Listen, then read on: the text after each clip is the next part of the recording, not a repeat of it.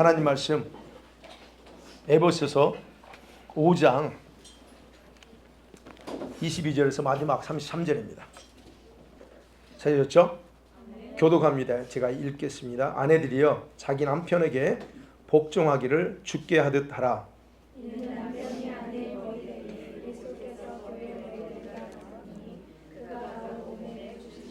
그러므로 교회가 그리스도에게 하듯 아내들도 범사에 자기 남편에게 복종할지니라.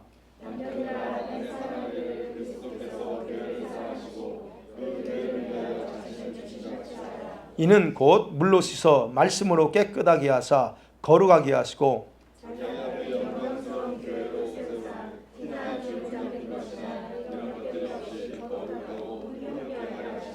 이와 같이 남편들도 자기 아내 사랑하기를 자기 자신과 같이 할지니 자기 아내를 사랑하는 자는 자기를 사랑하는 것이라.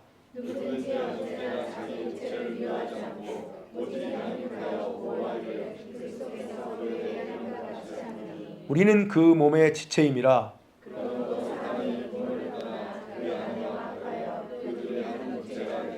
이 비밀이 그도다. 나는 그리스도와 교회에 대하여 말하노라.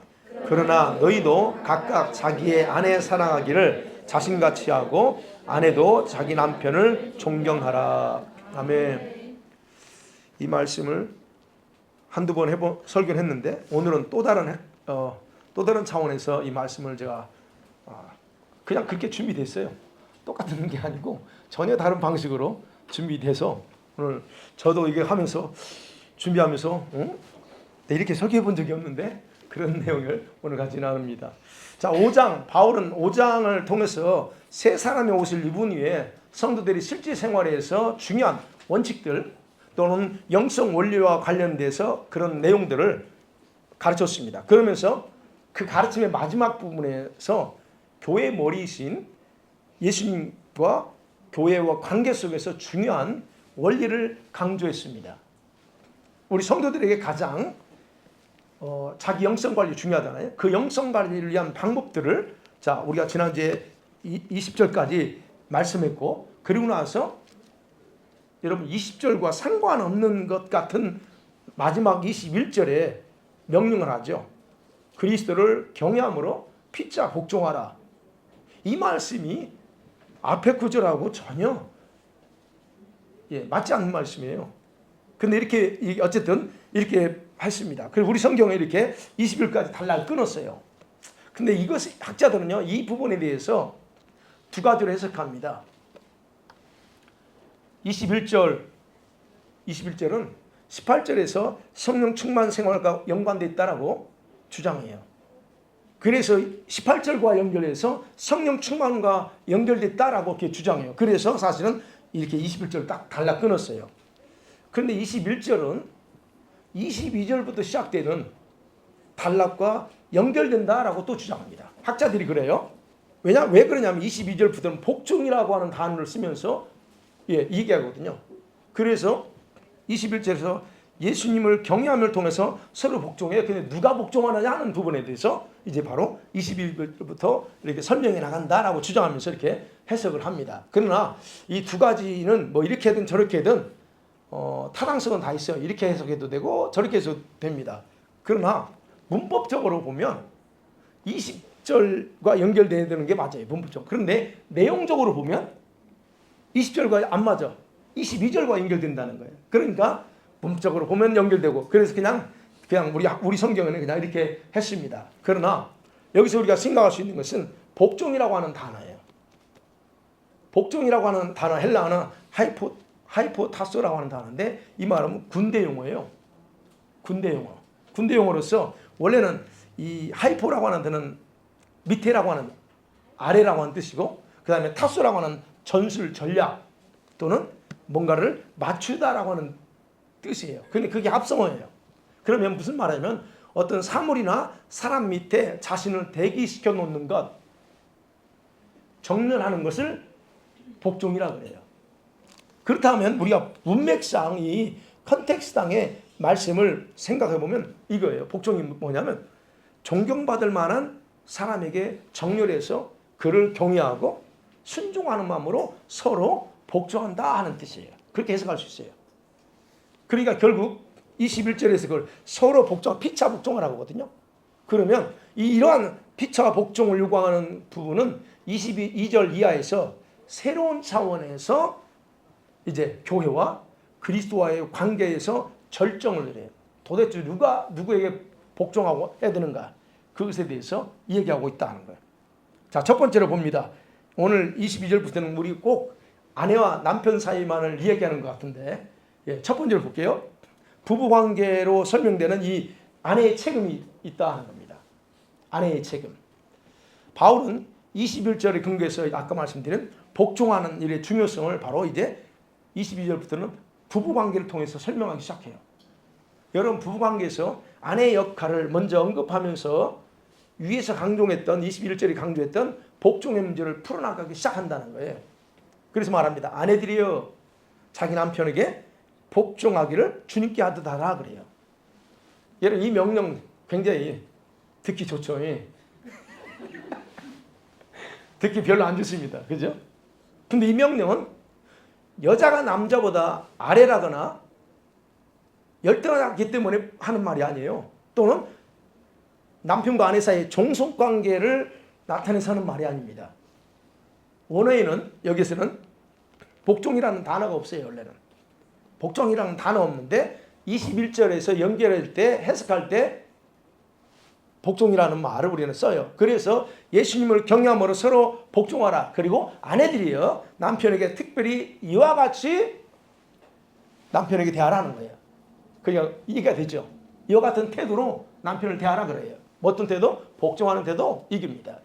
그래서 바울은 바로 뒤에서 아내가 남편에게 복종해야 되는 기준을 뭐라고 했어요?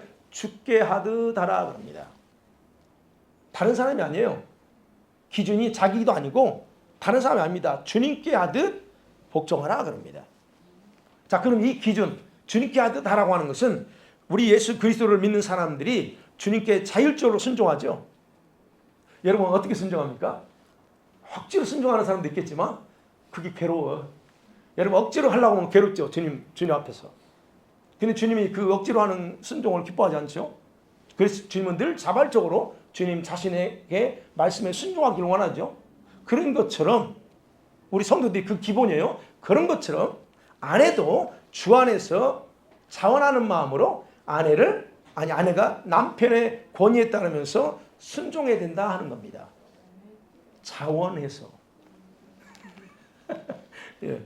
그런 생각이 왜 그런지, 왜 우리 성도들은 주님을 우리가 주님과 관계 속에 보자고, 주님 왜 우리는 주님께 복종하죠? 할 때만 하고 싶을 때만 하면 되는데 주님이 항상 복종하라고 그러잖아요. 순종하라고. 왜 그래요? 분명히 이유가 있어요. 예수님께서 자기 몸인 교회를 구원하기 위해서 희생했기 때문이다 그래요. 우리가 아예 주님이니까 그렇지, 우리 구원자니까 그렇게 말하지 않고, 그것도 이유가 되지만 분명한 이유를 대요. 23절에 말하는 거예요.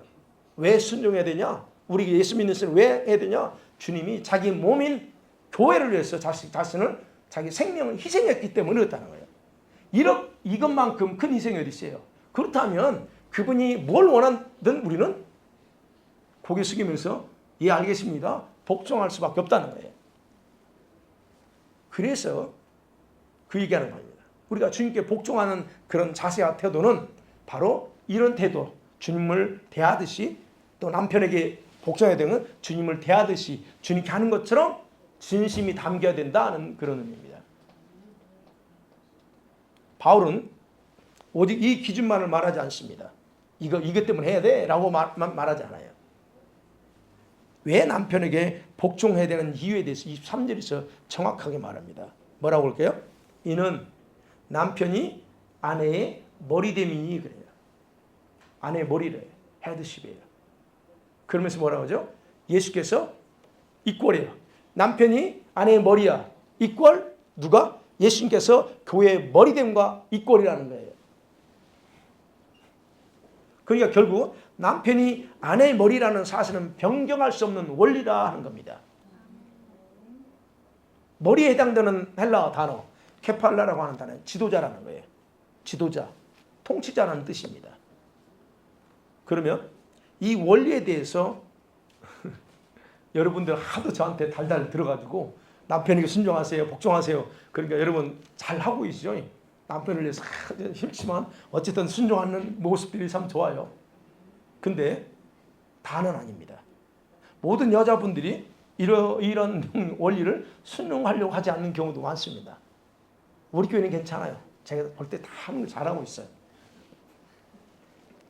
그럼 우리가 예수 믿는 사람이야. 그리고 성경 말씀을 믿는다고 하면서도 그럼에도 불구하고 이걸 받아들이지 않으려고 하는 사람이 있다는 거예요. 그래서 바울은 복종해야 되는 이유를 교회에 대한 예수님의 머리됨에 비유해서 설명하는 거예요. 왜 복종해야 되는 줄 알아? 바로 예수님이 머리된 것처럼 남편이 바로 그렇기 때문에 그래 이렇게 하는 거예요.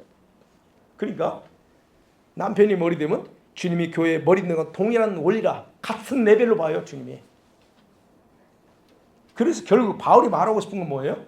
그 예수님께서 교회의 머리로서 교회를 다스리는 것처럼 남편이 아내에 대해서 지도자로서의 권위이기 때문에 복종은 당연하게 이루어진다는 것을 강조하는 겁니다. 네. 그래서 24절에 그러잖아요. 교회가 그리스도에게 하듯이, 여기서 하듯이 뭐예요? 복종하듯이, 그죠? 아내들도 모든 범사에 자기 남편에게 이렇게 하라 하는 거예요. 그러니까 여러분이 진짜 주님께 복종하지 않는다면 남편에게 복종 안 할 거예요. 그 원리 똑같아요. 우리가 주님께 순종 안 하는데 다른 사람이 순종한다고? 그 흉내내는 거지. 우리가 이건 원리적으로 얘기 말씀드리는 거예요. 원리적으로. 그래서 말합니다. 왜냐? 주님 우리의 몸의 머리야. 여기서 23절 하반절에 그가 바로 몸의 구주야. 이 몸의 주인이 누구냐? 교회적으로 볼 때 이 교회의 주인이 누구냐? 우리가 몸이잖아요. 그러면 바울이 얘기하는 거예요. 주님이 존재하지 않으면 아무 의미 없다는 거예요. 그럼 교회라고 하는 거? 머리인 예수님이 없으면 아무 의미 없어요. 머리 없는 교회 상상됩니까? 또 머리 없는 여러분 좀 이상하지만 그 죽은 거야.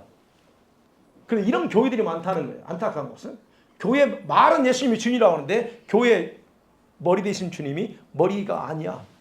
이런 교회들이 의외로 많다는 게 안타깝지만 그런데 그런 교회는 교회가 아니에요. 그래서 주님이 안타깝죠. 영의 세계에서는요. 주님이 그런 교회를 쳐다보지도 않아요. 그건 사람의 수하면 상관없어요. 어찌됐든 자 머리 없는 교회 존재가 불가능한 것처럼 머리 없는 가정 그건 가정이 아니에요. 그래서 머리 있는 남편을 무시하고 깡그리 눌러버리는 그 가정은 가정 아니에요. 제가 얘기하는 게 아니고 이거예요. 머리를 무시하고 머리가 없어. 그러면 뭐가 되는 거예요 그게. 머리 대신 예수님을 깡그리 무시하는 그 교회가 공동체가 교회냐고. 그럴 수 없다는 거예요. 지금 이 얘기는 바로 몸의 구주냐 누구냐 주님이야. 그래서 얘기하는 거예요. 그래서 예수님과의 교회 관계 속에서 가장 중요한 건 뭐냐? 복종이라는 거예요. 그죠? 자, 이 둘 관계를 가장 견고하게 하는 기준이 복종이라. 그래서 제목을 그렇게 하고 있어요. 교회가 어떻게 견고해질 수 있냐? 복종 통해서 할 수밖에 없어요. 그래서 주님과 교회의 관계는 평등이 아니에요. 평등의 관계 아니라 종속 관계입니다. 우리는 주님과의 관계는 그래요. 우리는 당연히 봐요. 결코 평등이 아니에요. 그래서 교회는 그에게 복종해야 되고 또 주님은 복종을 강하게 우리에게 명령하는 거예요. 너 순종해. 그러나 선택권 우리한테 줘. 맞죠? 선택은 너가 해. 그러나 안 할 경우 너가 이런 결과를 당한다라고 하는 것은 반드시 분명히 우리 가르쳐줘. 자, 이러한 중요한 원리를 이해했다면 각 부부 사이에 정확한 자리에 서 있어야 된다 하는 겁니다. 그리고 우리들은 그 주님의 몸으로 머리신 예수님께 복종하는 것을 즐거워해야 됩니다. 그러시죠? 여러분들은 그렇게 하는 줄 압니다. 왜 그래요? 머리신 주님 때문에 우리의 존재 가치가 있기 때문에 그래요. 주님 머리신 그분이 없으면 우리 존재 가치가 없어요. 맞죠? 마찬가지라는 거예요. 아내의 가치는 뭐냐? 머리인 남편의 존재 때문에 가능하다는 거예요. 이게 지금 24절까지. 자, 두 번째는 이게 아내의 책임이었어요. 그러면 24절부터는 아니 25절부터는 남편의 책임이 나옵니다. 남편의 책임은 뭐예요? 자기 희생을 통한 사랑을 강조합니다. 이게 더 힘들어요, 사실은. 예. 아내의 중요한 역할은 오늘날 사고방식으로는 특히 거부할 수 있는 복종이에요. 복종하는 말 자체가 영어는 obey가 아니면 submit입니다. 헬라어는 submit. 그래서 복종이라고 하는 단어에서는 단어 앞에서는 거부감을 느끼거나 내적으로 반감을 가지고 마음에 두지 않는 경우도 있어요. 그래서 우리 교회 다니는 사람 중에서도요. 그런데 아내의 책임보다는 남편의 책임이 더 무겁고 힘들다는 생각은 거의 하지 않아요. 그 남편들이 더 무거워요. 제대로 못하는 남편들 항상 그렇게 해야 돼. 저부터가. 아내를 그렇게 사랑하지 못하는 나부터 이렇게 해야죠. 그래서 25절 말하는 거예요. 남편들아 아내 사랑하기를 어떻게 해요? 그리스도께서 교회를 사랑하고 그 교회를 자신을 생명을 준 것처럼 하네. 아, 이게 힘들어. 생명 주는 게 그게 간단하지 않아. 여러분, 남편은 아내를 노예나 소유처럼 취급할 게 아니고 사랑의 대상으로만 생각해야 된다는 겁니다. 내 몸을 희생해서라도 사랑할 대상으로만 여기라는 거예요. 그래서 어떤 학자들은요, 여자를 뭘로 창조했어요? 남자에서? 갈비잖아요. 여러분, 어떤 학자가 그래요. 하나님께서 여자를 우리 발뼈로 창조하자는 거. 그걸로 만들자. 아니, 주님 얼마든지 가능하잖아요. 뼈 중에 여기는 하나잖아. 그럼 이거 자르면 안 되지. 그러니까 뼈가 있는 게 손이나 이게 저 발가락 또는 여기잖아. 여기밖에 없어요. 그러니까 주님이 왜 우리 발가락이나 손가락 뼈에서 빼가지고 창조하자느냐는 거예요. 우리 여기 두개골에서 빼가지고 창조하지 않고 뭐에서? 갈빗대. 갈빗대 뭐냐? 여기죠. 이 갈빗대는요. 여기는 우리 중심이에요. 애정의 중심이 여기입니다. 여기가 아니에요? 여기. 신체 이 회복 여기라고. 진짜 중심이 어디냐? 바로 애정에 우리가 막 애정이 여기 있는 거예요. 그러면 그걸로 지었다. 어떤 학자는 그렇게 해석해서 중요성을 얘기합니다. 그러니까 아내들은 사랑받을 만한 또 사랑받아야 될 그런 대상이라는 거예요. 그러면 남편은 아내를 사랑해야 돼? 그 사랑의 모범은 누구냐? 예수 그리스도. 주님처럼 사랑하는 거예요. 주님이 어떻게 해요?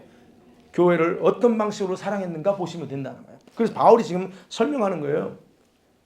교회를 너무 사랑했기 때문에 교회를 위해서 자신의 생명을 희생한 사랑이다라고 얘기하는 거예요. 너무 사랑해서. 그것은 아내에게 영적인 유익을 주게 한 것이지 육신의 본능적인 관계만을 위한 것이 아니라는 거예요. 여러분, 남편들이 자기 아내를 본능적인 애정만을 대상으로 생각하고 사랑한다면 그 아내는 신앙적으로 발전하지 못합니다. 영적으로도 성장을 진보하지 못해요. 왜 제가 말씀드리냐면 바로 26절, 27절 말씀에서 그걸 강조하기 때문이에요. 그래서 남편들은 바로 예수님과 같은 사랑으로 아내를 사랑해야 돼요. 그래서 바울은 아내의 책임을 강조하기 위해서 예수님의 머리됨을 동시했죠. 그런데 남편이 아내를 사랑하는 일에는 예수님의 무조건적이고 희생적인 사랑을 강조해요. 그리고 그 이유가 뭐냐? 왜 희생적인 사랑을 강조하느냐? 이유에 대해서 그게 말합니다. 세 가지 26, 27절이.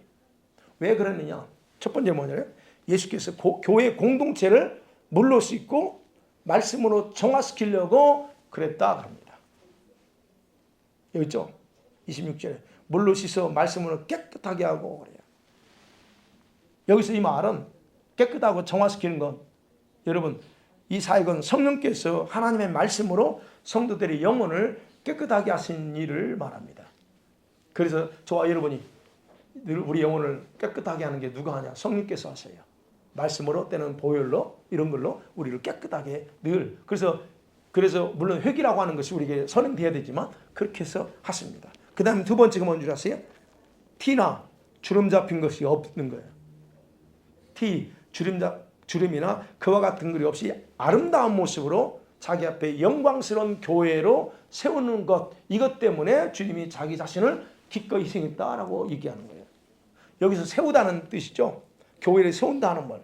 헬라어는 파리스테스라는 단어인데 신약에서는 이거요. 신랑을 신부 앞에 내세우는 거야. 그때 쓰는 단어예요. 세운다는 말이 신부 앞에 신랑, 그렇죠? 또는 신부를 신랑 앞에 세우는, 이런 때 쓰는 단어예요.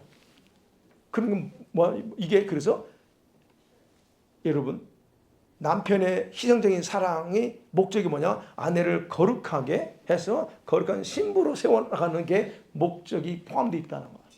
그 다음에 세 번째, 그러면 그 결과 뭐예요? 그 결국은 교회를 거룩하고 흠이 없는 상태로 보존하시려는 목적 때문에 그랬다라고 얘기합니다. 그래서 24절 하반절에 거룩하고 흠이 없게, 여기서는 없게 하려 했지만 보존하는 거예요. 보존하는 거예요. 그렇다면 26절, 27절 이 말씀은 왜 예수님께서 교회를 사랑하셔서 이렇게 자신을 희생하며 사랑했는가에 대한 결과를 보여주는 거예요. 왜 그랬을까? 단순히 우리 영혼을 구원하기 위해서 그것만이 아니라는 거예요. 더 깊은 의미가 있다는 거예요. 주님 앞에서, 아버지 앞에서 거룩한 신부로 우리를 세우기 위해서 그렇다라고 간략하게 요약하면 그렇다는 겁니다. 그래서 그 결과 이제 우리 개인적으로도 그렇지만 보편적으로 교회를 그렇게 거룩한 신부가 되는 거. 그러니까 여러분, 근데 이것이 예수님이 하신 목적이에요. 일이에요. 근데 남편의 역할이 이제 여기 나오는 거예요. 남편의 책임은 바로 아내를 위해서 이런 희생적인 사랑으로 아내의 영적 생활을 거룩함으로 이끌어가기 위해서 아내를 그렇게 사랑해야 된다는 거예요. 요즘은 바뀌었죠. 아내가 그냥 남편을 이끌어가고 그 남편을 거룩함으로 이끌려고 몸부림치지만 바뀌어야 돼. 남자들이요. 남편도 우리 남자분들 몇 명 안 오셨는데 남자들이 아내를 거룩함으로 이끌어가는데 주도권을 잡으셔야 돼요. 그게 지금 바울이 얘기하는 거예요. 아내를 그렇게 사랑해야 된다. 그러면 아내는 거룩함으로. 그래서 남편이 이런 사랑하지 않을 때는 아내는 고독하거나 힘들 때 스스로 자신의 영적 생활을 스스로 해야 돼. 혼자. 그 얼마나 힘들어요? 스스로 개발하고 세워나가게 돼 있어요. 그러니까는 고달프죠. 그렇다면 남편이 존재해야 될 이유는, 여러분, 이걸 못한다면, 남편들 잘 되세요? 이걸 못하면 무의미한 거예요. 남편이라는 타이틀은 가질 수 있지만 아내로 하여금 아내를 더 거룩한 신부로 세워나가는 데 있어서 남편 역할을 못한다, 무의미하다는 거예요. 여러분, 바로 예수님이 그 얘기하는 거예요. 예수님이 그런 자기 희생적인 사랑의 목적이 뭐냐? 교회를 거룩하게 해서 거룩한 신부로 세우는 거, 이거 있다고 했잖아요. 그래서 남편의 책임이 더 막중하고 무게감이 더 많다는 거예요. 그냥 복종해, 그러니까 좋아만 할 게 아니에요. 이런 무게감을 바울이 28절을 통해서 더욱 확증합니다. 28절까지 읽어보세요. 시작. 이와 같이 남편들도 자기 아내 사랑하기를 자기 자신과 같이 할지니 자기 아내를 사랑하는 자는 자기를 사랑하는 것이라. 예, 아내가 남편에게 복종에 대한 선택권을 가지지 못했어요. 그냥 해야 돼. 아내가 선택권이 없습니다. 이거는 복종에는 선택권이 없어요. 해도 되고 아니에요. 그냥 해야 돼요. 근데 남편이 아내를 사랑하는 것은 선택의 문제가 아니에요. 선택의 문제가 아니라 그것이 곧 자신을 사랑하는 걸로 귀결되는 거예요. 왜? 내 몸이니까. 어느 정신 나간 사람 자기 몸 안 살핀다면 그 정신 나간 사람이죠. 그러니까 그런 사람들이 몸에다 온갖 더러운 것들 다 집어넣고 자기 몸을 상하게 만들어. 정신 나간 거죠. 그리고 암 걸리고. 왜 그런 일이요? 이걸 몰라서 바울이 그 얘기하는 거예요. 지금 아내를 사랑하는 선택의 문제가 아니고 그 아내를 사랑하는 곧 자기 자신을 사랑하는 것, 자기 몸을 위하고 자기 몸을 케어하는 건데 그 사실을 모른다는 거예요. 그 얘기입니다. 28절에. 갑자기 그러죠. 자기 아내 사랑하기를 자신과 같이 해. 그리고 자기 아내를 사랑하는 자는 자기를 사랑하는 거야. 그래요. 자기가. 여러분, 이와 같은 남편의 희생적인 사랑의 목적은 그래요. 아내를 주님의 신부로 세우는 것뿐만 아니라 그러면서 자기를 세우고 자기를 사랑하는 행위가 된다는 거예요. 여러분, 저도 남자이기 때문에 나를 사랑한다는 거, 나를 내 몸을 위한다는 걸 거의 생각해보지 않은 것 같아요. 뭐 내 몸이야 그냥 그 남자들 그러잖아요. 내 가족 먹이 살려야 되고 뭐 해야 되고 하니까 이 몸 별로 그렇게 중요하게 생각 안 하는 성향이 많은 것 같아요. 저는 그런 쪽에 해당되기도 합니다. 그래서 내 몸에 대해서 내 사랑한다? 이건 거의 생각을 해본 적이 없어요. 그런데 이 말씀이 근거면 내 몸도 관리하는 것도 있지만 아내를 헌신적으로 희생적으로 사랑해 주는 것이 곧 나를 사랑하게 되는 것이라는 거예요.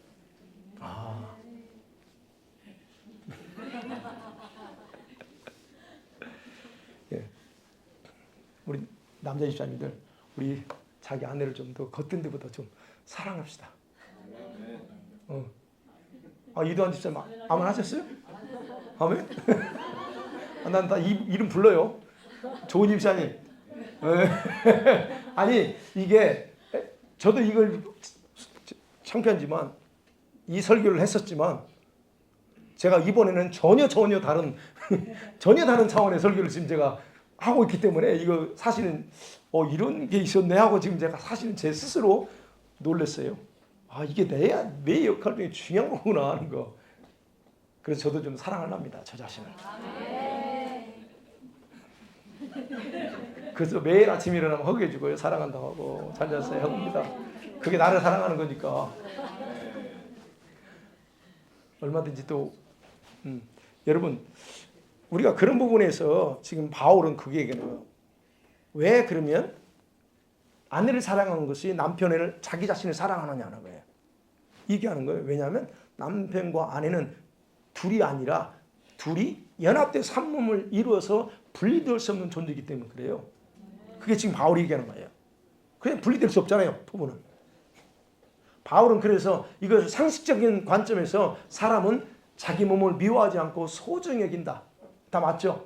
사람은 기본적으로 상식적으로 자기 몸을 소중히 여기. 그래서 잘 먹이고 맛있는 거 먹으려고 하고 좋은 옷 입으려고. 그렇게 나쁜 게 아니라 잘 먹이고 그리고 관리하고 보살피는 삶을 살아가. 이게 상식적이야. 그 얘기하면서 29절에 서는 얘기예요. 그러면서 그런 생활이 곧 예수님께서 자기 교회를 향한 마음이다라고 얘기하는 거예요. 그게 그 마음이래요. 여러분, 예수님께서 성도들에게 그렇게까지 하시는 분명한 이유는 바로 우리들이 그분의 몸의 지체이기 때문이다 라고 하는 거예요. 그래서 바울이요, 하나님께서 아담과 하와를 창조하시고 나서 서로 부부를 맺어주잖아요. 그러면서 남자에게 하신 말씀을 인용합니다. 그게 창세기 2장 24절. 그게 바로 오늘 그 31절 말씀이에요. 본문에 31절 말씀이 이게 창세기 2장 24절 말씀이에요. 하나님께서 아담에게 한 말이죠. 무슨 말입니까? 그러므로 여기 나왔죠. 그러므로 남자는 그렇죠. 사람이 그랬어요. 근데 창세기는 남자예요. 그럼 남자는 부모를 떠나서 자기 아내와 합하여 둘이 한 육체 한 몸이 되라 그래요. 그러니까 여자가 떠나는 게 아니고 남자가 부모를 떠나는 거예요. 그래서 아내와 하나가 되는 건데, 자 여기서 합하다고 하는 헬라 뜻이요, 성적인 결합을 나타냅니다. 아내와 하나 되는 건 성적인 결합을 의미하는 단어로서 문자적으로 붙게 만든다 말이에요. 붙게 만드는 거. 그러면 결혼을 통해서 결합하는 거죠. 하나 되는 거죠. 그래서 남편과 아내는 더 이상 이제 분리될 수 없는 한 몸이 됐다라고 하는 거예요. 그래서 한 몸이 된다는 거예요. 여기서 나온 것처럼 한 몸, 한 육체. 그러니까 여러분, 이게 나중에는 그 음란과도 연결되는 부분이 모든 게 다 직결되지만 그런 부분에서 바울이 바로 그래서 아내를 사랑하는 것이 나를 사랑하는 것이고 남편에게 복종하는 것이 곧 자기 자신을 위한 것이고, 이런 부분을 얘기하는, 바로 이것이 하나님이 계획하신 결혼 속에 담겨진 신비다라고 얘기하는 거예요.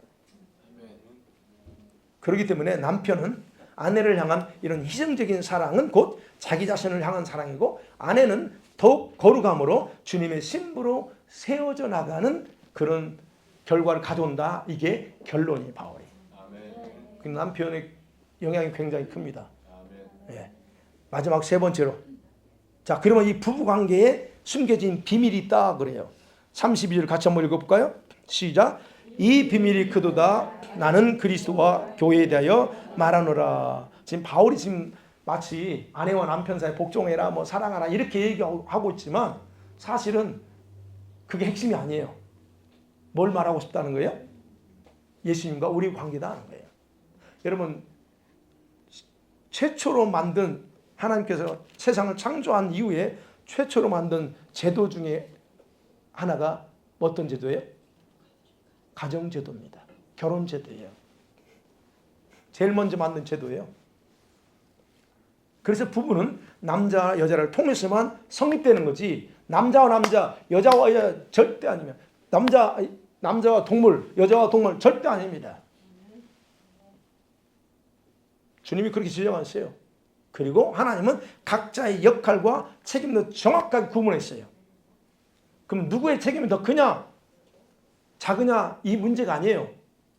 그 문제보다는 어떤 거예요? 결혼을 통해서 각자의 역할에 충실할 때에 그 결혼을 통해서 하나님의 목적이 성취된다는 것이 더 중요하다는 거예요. 그러니까 우리가 결혼한 거예요. 그래서 결혼해야 돼요, 우리는. 왜냐하면 이 결혼제도에는 하나님의 창조 계획 속에 비밀이 숨겨져 있기 때문에 그렇다. 그래서 오늘 이 비밀이 크다 그럽니다. 여기에 비밀이, 우리말이 그렇지만 여기에 비밀이 있다는 얘기거든요. 바로 이 부부관계 속에서 비밀이 숨겨져 있다는 거예요. 그 비밀이 뭐냐는 거예요. 나는 지금, 그죠? 나는 이 그리스도와 교회의 비밀을 얘기하고 있어. 그러면 즉 부부관계를 비롯해서 그 속에 숨겨진 교회와 예수님과의 관계가 뭐냐는 것을 드러낸다는 거예요. 그래서 32절 그 얘기입니다. 이 비밀이 크다. 그러니까 나는 내가 지금 말하는 것은 남녀 부부가 아니고 예수님과 교회의 관계 이 얘기예요. 그래서 바울은 지금까지 말하고 싶었던 게 뭐라는 거예요? 바로 이걸 말하고 싶은 거예요. 너희가 교회야. 너희 한 사람 한 사람 다 교회야. 그러면 교회가 예수님과 어떤 관계가 되어야 되냐는 거예요. 그걸 얘기하는 거예요. 그래서 바울은 부부 사이의 책임을 언급하면서 에베소 교회 성도들이 주님과 이 교회와 관계를 정확하게 이야기를 원했던 겁니다. 도대체 예수 믿는 구원받고 천국 간다고만 생각하지 말고 진짜 관계가 뭐냐를 정확하게 파악하라는 거예요. 그래서 여기서 말한 비밀, 그렇죠? 비밀이 나올 때 헬라어로 미스테리온이라고 하는 단어인데 아직 밝혀지지 않았거나 그리고 숨겨져 있어서 외부에서 알 수 없는 것이 비밀이죠. 미스테리죠, 우리가 그런 부분에서. 근데 이 신약에서는 주로 이 단어가 언제 쓰냐면 하나님의 구원 계획과 같은 그런 숨겨져 있는 이런 것들에 쓰는 단어예요. 그리고 그것을 이제 주님이 특별히 계시를 통해서 알려줄 때 쓰는 단어. 그렇다면 자, 바울이 말하고자 하는 이 비밀의 내용은 1차적으로입니다. 1차적으로 뭐냐? 아까 이미 말씀드렸지만 교회와 예수님과의 관계가 어떤 관계가 되어야 되냐 하는 거. 그 다음에 또 하나는 유대인과 이방인이 하나 되어서 주님과의 결혼관계가 됐다는 것을 얘기하고 싶은 거예요. 자, 에베소 교회의 독자들이 누굽니까? 유대인이 아니죠? 이방인이요. 그럼 이방인인데, 저 같은 이방인인데 우리가 구원받았 이후에 어떻게 삽니까? 이방인의 풍습대로 살아. 우리 풍습대로 살아. 근데 아니다. 그렇게 살면 안 된다는 거죠. 물론 성경 이 구절에서는 하나님의 구원에 대한 거기에 구원의 이방인과 유대인이 동일하게 참여한다는 그 실제적인 내용은 없어요. 그런데 에베소 전체, 지금 바울이 말하는 에베소 전체에서 강조하는 게 뭐예요? 이방인과 유대인이 유대인이 뭘로 만들었어? 원 뉴맨. 한 세 사람 교회인데 한 단어, 원 뉴맨. 그런 개념을 가지고 있잖아요. 그렇기 때문에 원 뉴맨은 뭐냐? 남편과 아내의 관계 속에서 바로 이것이 포함되어 있다 하는 거예요. 이방인과 유대인이 하나 되어서 주님과 연합되어 있는 것이 포함되어 있다 하는 것을 얘기한다는 얘기예요. 그 비밀 속에.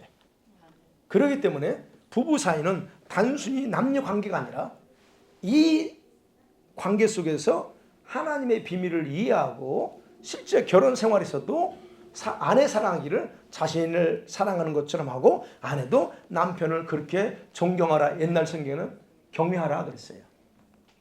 존경 또는 경외라는 단어가 더 좀 원어에 가까운 단어예요.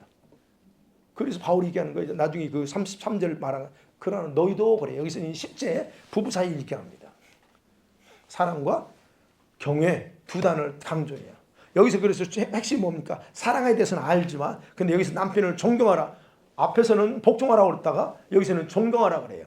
그럼 여기서 존경이라고 하는 헬라 단어 포베타이라고 하는 단어인데 이건 아내가 남편을 대할 때 주님을 경외하는 마음과 같은 태도를 가리키는 거예요.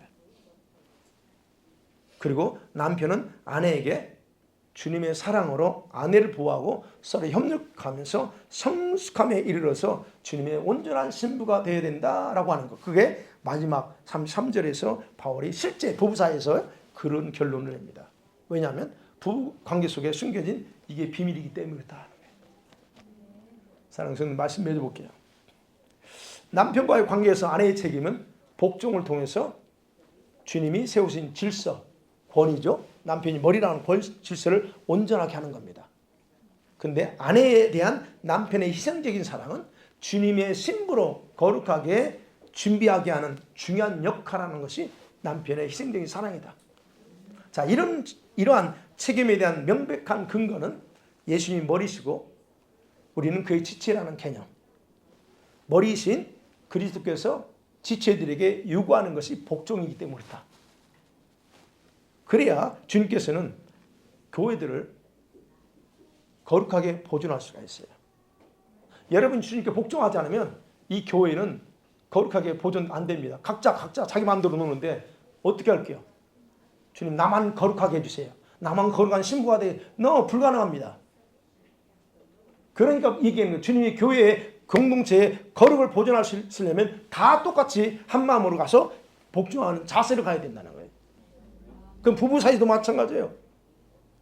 예, 남편과 아내의 관계도 바로 이 주님과의 교회의 관계처럼 대할 때 주님은 그 두 사람 속에서 자신의 거룩함을 만들고 신부로 세워나가고 이렇게 만들 수 있다는 거예요. 이게 분리될 수 없습니다. 나만 열심히 해서 아내 나만 하면 되지. 이 생각 버리셔야 돼요. 일차적으로. 그래서 모든 법은 뭐냐? 교회와 예수님과 관계 거기에 기초하고 있다.